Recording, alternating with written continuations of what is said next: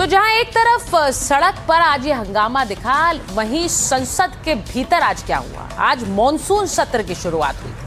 तो मॉनसून सत्र के बीच आपको दिखाती हूं कि कैसे संसद में भी शोले देखने को मिले। लोकसभा की तस्वीरें देखिए। कार्यवाही शुरू होते ही विपक्ष के सांसदों ने हंगामा शुरू कर दिया और लोकसभा में ये तस्वीरें आई।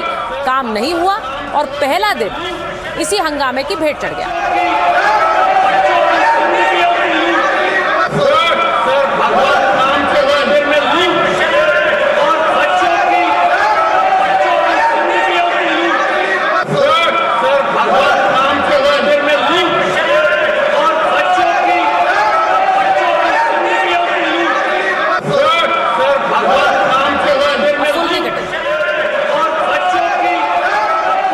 जिस तरह की तस्वीर आपने लोकसभा में देखी, वही हाल आज राज्यसभा का भी था।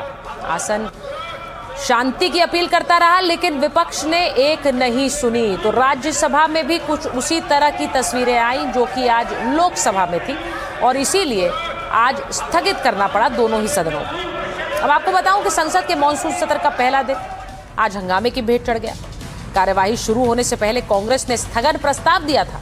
कांग्रेस का यह स्थगन प्रस्ताव राम मंदिर चढ़ावा चोरी पर था, लेकिन कार्यवाही शुरू होते ही नीट पर नारेबाजी शुरू हो गई। विपक्ष ने जंतर मंतर पर सीजेपी के प्रदर्शन को भी मुद्दा बनाया। सरकार पर छात्रों का भविष्य खराब करने का आरोप लगाया। आसन के नियमों का हवाला भी दिया और समझाने की कोशिश भी की, लेकिन विपक्षी सांसदों ने नारेबाजी भी जारी रखी और हंगामा भी। विपक्षी दलों के सांसदों के सदन में पोस्टर और बैनर लहराए। इस पर स्पीकर ने विपक्ष के आचरण पर आपत्ति जताई। हंगामे के चलते राज्यसभा में 6 बार कार्यवाही रोकनी पड़ी है। हंगामा न रुकने पर राज्यसभा मंगलवार तक स्थगित की गई। लोकसभा में भी स्पीकर बार बार विपक्ष से सहयोग मांगते रहे। अब लोकसभा में हंगामा चलता रहा, कार्यवाही 6 बार रोकनी पड़ी। अंत में राज्यसभा की तरह लोकसभा की कार्यवाही भी स्थगित करनी पड़ी। तो ये तो पहला दिन था, लेकिन सवाल सबसे बड़ा यही है कि इस हंगामे के बीच क्या संसद चल पाएगी, क्या महत्वपूर्ण बिल पास हो पाएंगे, हल कैसे निकलेगा और समाधान का दारोमदार किस पर है, सरकार पर, विपक्ष पर या दोनों पर। अब संसद में बार बार काम रुकता रहा, बार बार सांसद बाहर निकलते रहे और एक दूसरे पर जुबानी प्रहार करते रहे। ये तो स्टूडेंट्स को मारने का काम सरकार कर रही है। भाई आपको एग्जामिनेशन कंडक्ट करने को नहीं आता तो आप छोड़ो, दूसरे और किसी को दो। स्टूडेंट्स पे जो लाठीचार्ज की, नौजवान बच्चों पे जो किए, ये डेमोक्रेसी पे हमला है।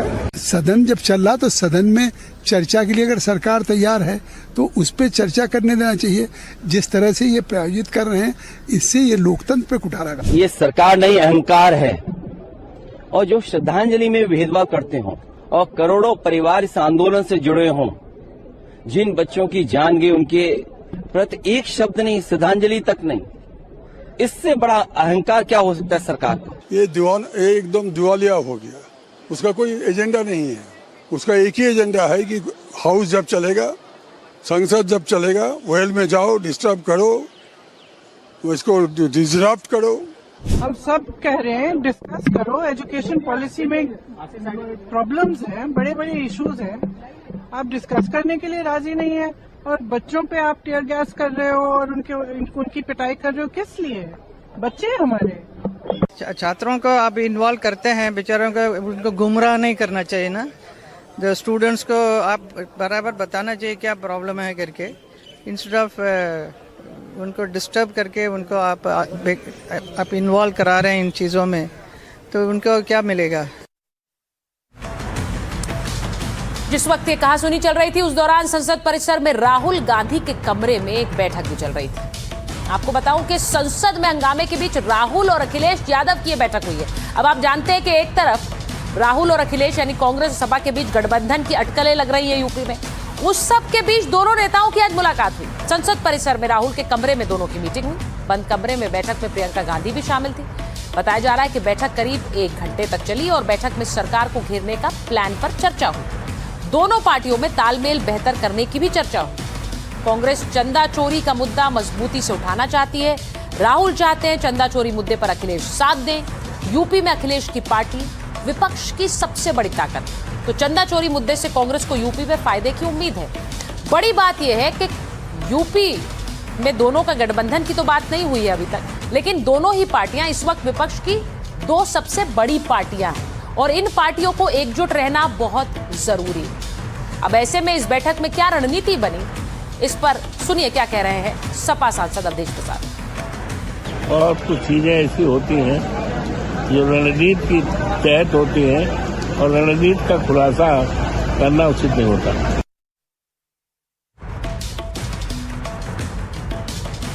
अब आपको बताऊं कि इस संसद सत्र में पार्टी वाइज पार्टियों के नजरिए से सबसे अहम मुद्दे क्या है, क्या इसे लेकर पार्टियों के बीच भी एक मतभेद है। कांग्रेस का फोकस चढ़ावा चोरी पर है। सूत्रों के हवाले से मैंने आपको जो खबर दिखाई उसमें भी यही था कि उन्होंने चढ़ावा चोरी के मुद्दे पर अखिलेश यादव के साथ देने की अपील की। अब संख्या बल के मामले में दूसरे नंबर पर अखिलेश यादव है, समाजवादी पार्टी है, वो चढ़ावा चोरी का मुद्दा भी उठाते रहे, लेकिन संसद में उनका पूरा फोकस नीट पेपर लीक पर है और इसीलिए आज खुद डिंपल यादव मोर्चा संभालने उतरी। वो खुद संसद से मार्च पर निकल गई। मैंने आपको वो तस्वीरें भी दिखाई। अब संख्या बल के मामले में दूसरे नंबर पर स्टालिन की डीएमके है, उसका फोकस परिसीमन विधेयक पर है और जिस तरह के संकेत मिल रहे हैं उससे लग रहा है वो सरकार का साथ भी दे सकती है, क्योंकि जब सर्वदलीय बैठक के बाद विपक्ष ने अपनी बैठक बुलाई तो उसमें स्टालिन यानी डीएमके के सांसद नहीं पहुंचे हैं, तो उनका मुद्दा परिसीमन है और इसे लेकर वो पूरी तरह से इंडिया अलायंस से अलग भी दिखते हैं। संख्या बल के मामले में विपक्ष की चौथी सबसे बड़ी पार्टी ममता बनर्जी की तृणमूल कांग्रेस थी, लेकिन अब नहीं, लेकिन ममता बनर्जी की टीएमसी का फोकस बड़ा क्लियर है। नीट पेपर लीक का मुद्दा टीएमसी उठाना चाहती है और इसीलिए अभी विपक्ष के दलों में इस बात को लेकर एक मतभेद है कि किस मुद्दे से सबसे ज्यादा आक्रमण और प्रहार सरकार पर किया जाए। ये लगभग तय था कि जब संसद सत्र शुरू होगा तो चढ़ावा चोरी सबसे बड़ा मुद्दा होगा, लेकिन आज जिस तरह से संसद चलो की कॉल सीजेपी ने दी उसके बाद पूरा फोकस नीट पेपर लीक पर शिफ्ट हो गया है। अब विपक्ष का यह बिखराव सत्ता पक्ष की भी एक तरह से ताकत है, इसीलिए प्रधानमंत्री मोदी ने इशारों में विपक्ष पर हमले भी किए। आज भी उन्होंने किसी का नाम लिए बिना 56 साल के युवक का जिक्र कर दिया। ये जो स्काईरूट स्टार्टअप है उसमें जो नौजवान काम कर रहे हैं, मुझे बताया गया उनकी पूरी टीम की जो एवरेज एज है वो सिर्फ 28 साल है। ऐसे नौजवानों ने ये काम करके दिखाया है। मैं किसी 56 साल के नौजवान की बात नहीं कर रहा हूं। जवाब राहुल गांधी की तरफ से भी आया। उन्होंने भी अपने बयान में युवा शब्द का जिक्र किया, लेकिन अंदाज अलग था। उन्होंने कहा मोदी सबसे ज्यादा युवा विरोधी प्रधानमंत्री, शिक्षा मंत्री का इस्तीफा भी नहीं ले सकते, सरकार देश के युवाओं पर टूट पड़ी। तो राहुल गांधी अब सीधे सीधे इस सरकार को युवा विरोधी सरकार कहते हुए हमला कर रहे हैं और आप मानकर चलिए कि कल भी जब संसद सत्र का दूसरा दिन होगा तो कुछ इसी तरह के हंगामे के आसार होंगे, क्योंकि अब इस सरकार पर युवा विरोधी होने का हमला विपक्ष और राहुल गांधी कर रहे हैं। वह संसद के दोनों सदनों में आज जो हुआ या फिर सरकार पर जिस तरह के जुबानी हमले किए गए, बताया जाता है कि उसकी स्क्रिप्ट तो पहले ही लिख ली गई थी। संसद के दोनों सदनों में हंगामा किस तरह से हुआ, विपक्ष की रणनीति का यह हिस्सा था।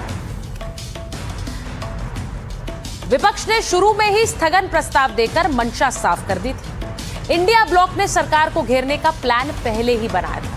अब तख्तियों के साथ वेल में उतरने की योजना भी पहले ही बना ली गई थी। विपक्षी दलों में बगावत बिखराव के बावजूद खूब हंगामा हुआ। बार बार रोकने पर भी तख्तियों के साथ वेल में प्रदर्शन किया गया। विपक्ष ने साफ कर दिया कि आगे भी उसका रुख आक्रामक ही होगा।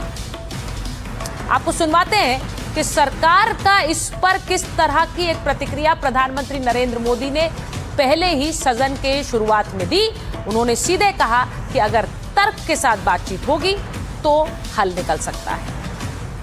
मुझे पक्का विश्वास है जहां तथ्य होते हैं जहां तर्क होते हैं वहां तूफान के लिए जगह नहीं होती है। अगर तर्क मजबूत है, तथ्य मजबूत है, तो शांत चित्त से भी अपनी आवाज को बुलंद बनाया जा सकता है। मैं आशा करता हूं तर्क और तथ्य के साथ सदन की चर्चा को समृद्ध किया जाए, हर आवाज को अवसर मिले।